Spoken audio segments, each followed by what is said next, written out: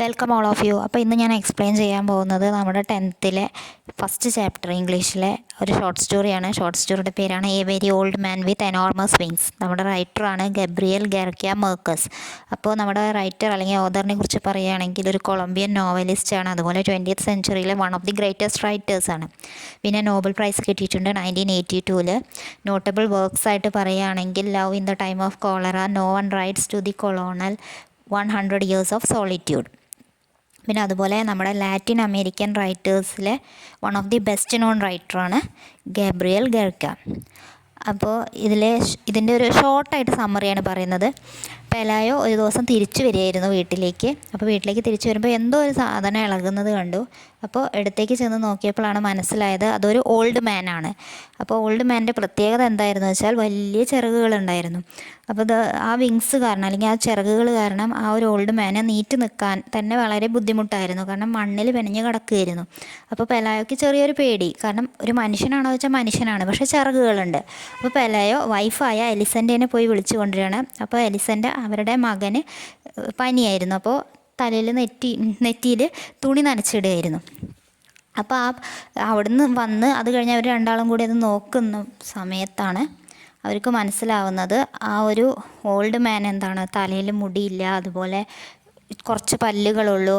അതുപോലെ വിങ്സിനെ പറ്റി പറയുകയാണെങ്കിൽ വലിയ വിങ്സാണ്, പക്ഷേ തീരെ വൃത്തിയില്ല, ഡേർട്ടിയാണ്. പിന്നെ അതുപോലെ ആകെ മണ്ണിൽ പെനഞ്ഞിട്ടുള്ള സ്ഥിതിയിലാണ് ഇരിക്കുന്നത്.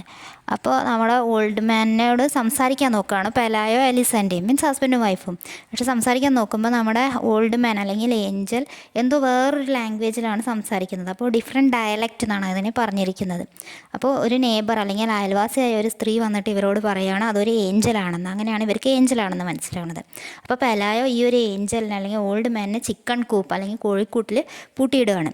പക്ഷേ അവരുടെ വീട്ടിലേക്ക് ഈ ഏഞ്ചൽ വന്ന വഴിക്ക് കുട്ടിയുടെ അസുഖമൊക്കെ മാറുകയാണ്. അപ്പോൾ എന്തോ ഒരു മാജിക്ക് സംഭവിച്ച പോലെ തോന്നിയിട്ട് ഇവർ ആ ഒരു ഏഞ്ചലിനെ കടലിൻ്റെ അവിടെ കൊണ്ടുപോയി വിട്ടിട്ട് ഏഞ്ചലിന് അതിൻ്റെ വിധി പോലെ നടക്കട്ടെ എന്നുള്ള ആ ഒരു ഇതിന് വിടാൻ തീരുമാനിക്കുകയാണ്.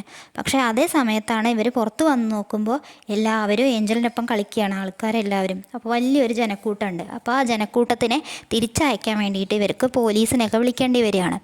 അപ്പോൾ അത് കഴിഞ്ഞിട്ട് ഇവരെന്ത് ചെയ്യുകയാണെന്ന് വെച്ചാൽ അവരുടെ വീടിൻ്റെ നാലുപുറവും മതിലൊക്കെ കെട്ടി 5 സെൻറ്റ് ഒരു അഡ്മിഷൻ ഫീ ആയിട്ട് മേടിക്കാൻ തുടങ്ങി നമ്മുടെ ഏഞ്ചലിനെ കാണാൻ വരുന്നവർക്കൊക്കെ. അപ്പോൾ ആ ഒരു വഴി നമ്മുടെ പെലായോ വളരെ റിച്ചായി മാറി. അപ്പോൾ പണക്കാരനായ പെലായോ അവനവൻ്റെ കുറേ കാര്യങ്ങളൊക്കെ ചെയ്തു. പക്ഷെ ആ ഒരു ടൈമിലാണ് ഒരു സ്പൈഡർ വുമൺ എന്ന് പറഞ്ഞിട്ടുള്ള വേറൊരു അട്രാക്റ്റീവ് ക്യാരക്ടറിൻ്റെ ന്യൂസ് വരുന്നത്. അപ്പോൾ ഒരു സ്ത്രീനെ സ്പൈഡർ കടിച്ചു, അങ്ങനെ സ്പൈഡർ വുമണായി മാറി എന്നൊക്കെയാണ് പറയുന്നത്.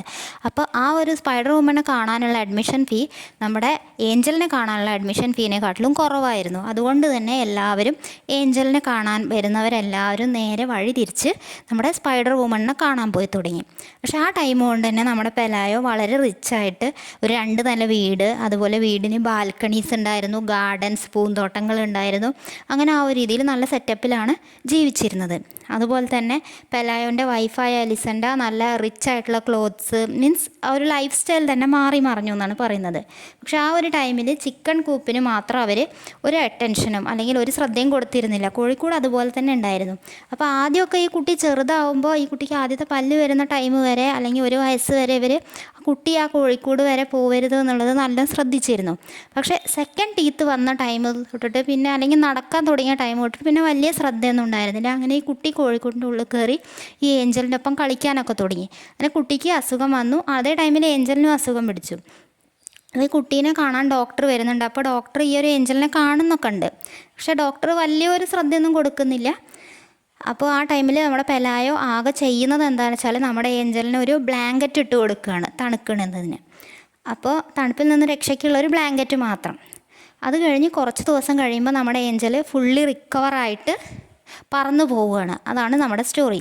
അപ്പോൾ ഈ ഒരു സ്റ്റോറിയിൽ എന്താണെന്ന് വെച്ചാൽ നമ്മുടെ ഹ്യൂമൻ ബീയിങ്സ് ആ ഒരു വിക്റ്റിം ആയി മാറുകയാണ് ഏഞ്ചൽ, അല്ലെങ്കിൽ ഹ്യൂമൻ ബീയിങ്സിൻ്റെ ക്രൂവാലിറ്റിയുടെ വിക്റ്റിമായി മാറുകയാണ് ഏഞ്ചൽ.